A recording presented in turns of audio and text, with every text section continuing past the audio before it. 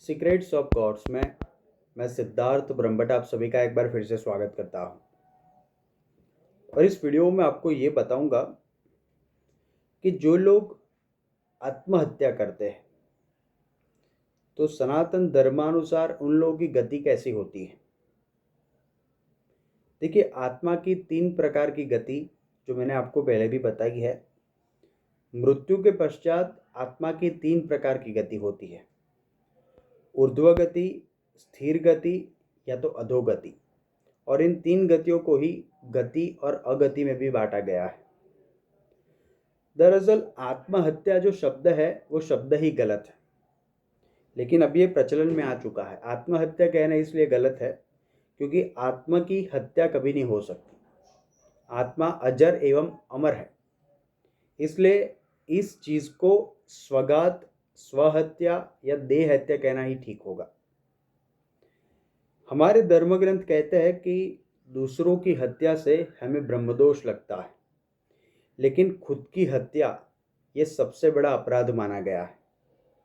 क्योंकि जिस देह के माध्यम से हम संसार में आए हैं, सब कुछ हमने देखा, सब कुछ समझा, सब कुछ सुनते हैं और अपनी इच्छाओं की पूर्ति करते हैं, उस देह की हत्या करने से हमें महापाप लगता है। क्योंकि अगर हमारा सबसे करीबी कोई अपना है तो स्वयं अपनी देह ही है। वैदिक ग्रंथों में आत्मघाती दुष्ट मनुष्य के बारे में लिखा है। इसमें लिखा गया है कि असुर्य नाम ते लोका अंधेन तमसा वृता तास्ते प्रत्यानि बगच्चन्ति ये के च आत्महनि जना। इसका अर्थ यह है कि जो मनुष्य आत्मघाती होता है, यानी कि जो मनुष्य आत्मघात करता है, मृत्यु के बाद वह अज्ञान एवं अंधकार से परिपूर्ण सूर्य प्रकाश से हीन, यानी कि जहाँ पे सूर्य प्रकाश नहीं है, ऐसे असूर्य नामक लोक में जाके गिरता है। वेदों में ऐसा कहा गया है। गरुड़ पुराण में भी जीवन और मृत्यु के बारे में बहुत कुछ बताया गया है। और गरुड़ पुराण में आत्मघात को, यानी कि स्वदेह हत्या को सबसे बड़ी मूर्खता मानी गई है और निंदनीय बताया गया है। धर्म के अनुसार कई योनियों के बाद ही मनुष्य जीवन हमें प्राप्त होता है, और ऐसे में आत्महत्या यानी कि स्वदेह हत्या करके उसको गवा देना वो सबसे बड़ी मूर्खता और सबसे बड़ा अपराध बताया गया है। जो व्यक्ति आत्महत्या करता है उसकी आत्मा हमारे बीच में ही रहती है, उसकी किसी भी प्रकार की गति नहीं होती। ना तो वो स्वर्ग में जा सकती है, ना तो नरक में जा सकती है, ना तो वो पुनः अपने जीवन में आ सकती है। ऐसी जो आत्माएं होती है वो ठीक बीच में ही भटकती रहती है। जब तक उसका जो देह का निर्धारित काल था वो काल समाप्त नहीं होता, तब तक आत्मा को निश्चित रूप से भटकना पड़ता है, चाहे फिर वो कितनी भी पुण्यात्मा भी क्यों ना हो। ऐसा गरुड़ पुराण में भी लिखा गया है।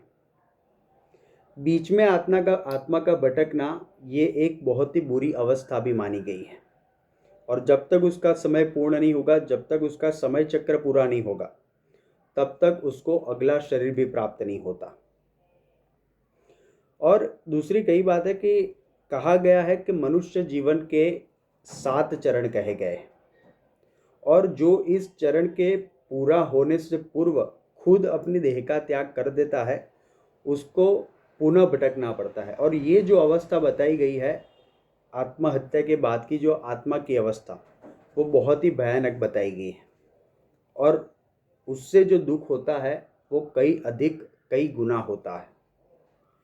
उपनिषद में भी इसके बारे में कहा गया है। उपनिषद कहते हैं कि अधिकतर मौकों पर मृत्यु के बाद जब आत्मा देह त्याग करती है, उसके बाद आत्मा को करीबन 3 दिन के बाद उसको तुरंत ही नया शरीर मिल जाता है। और पुराणों के अनुसार ऐसा लिखा गया है कि 3 दिन के बाद उसको मिल जाती है, या तो फिर 3 दिन के बाद नहीं मिलेगी। तीज हम मनाते हैं, तीजा हम इसीलिए मनाते हैं क्योंकि ज़्यादातर आत्मा 3 दिन के बाद शरीर धारण कर लेती है, या तो फिर 10 दिन के बाद करती है, या तो फिर 13 दिन के बाद करती है। कई आत्माएं 40 दिन के बाद नया शरीर धारण करती है। उपनिषद में तो ऐसा कहा गया है कि मृत्यु के बाद आत्मा जो होती है वो आत्मा तत्क्षण, यानी कि तत्काल ही दूसरा शरीर वो प्राप्त कर लेती है, चाहे फिर वो शरीर मनुष्य का हो सकता है या तो फिर किसी प्राणी या किसी जीव जंतु का भी हो सकता है। ऐसी बहुत ही कम आत्मा होती है जो 40 दिन हो जाने के बाद भी भटकती रहती है, यानी कि जिसको शरीर नहीं मिलता।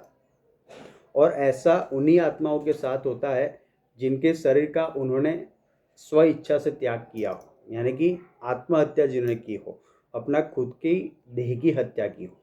ऐसी जो आत्माएं होती है उनको 40 दिन के बाद भी नया शरीर प्राप्त नहीं होता, इनकी अगति बताई जाती है। और कई बार ऐसा भी होता है कि ऐसी आत्माएं, जो लोग आत्महत्या करते हैं तो उसकी आत्मा बाद में प्रेत योनि में चली जाती है, तो पितर योनि में चले जाती है।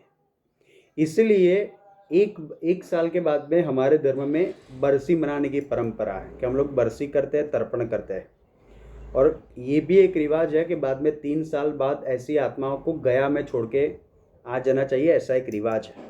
क्योंकि अगर उसको पीतर योनि प्राप्त हुई या उसको पिशाच योनि, कोई भी अगर ऐसी योनि प्राप्त हुई, प्रेत योनि प्राप्त हुई है, तो ऐसी आत्मा का फिर उद्धार गया नामक स्थान में होता है।